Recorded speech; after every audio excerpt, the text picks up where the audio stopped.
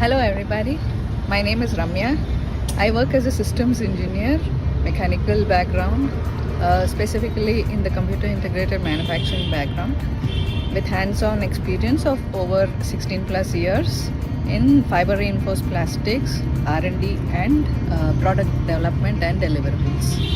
So I look into precision engineering, process engineering, quality assurance and systems analysis. Campus immersion, ideally it's good to connect with all the peer group in the different field, different industries, from different industries.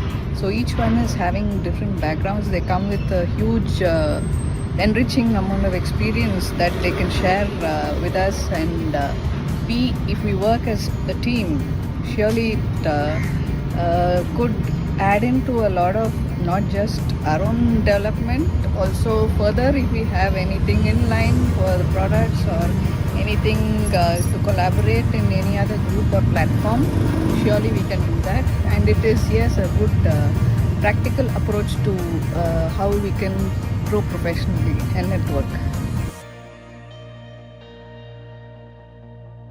Yes, very much. Since we have completed the course halfway through, there are learnings where I can implement, specifically considering the multitasking I usually do.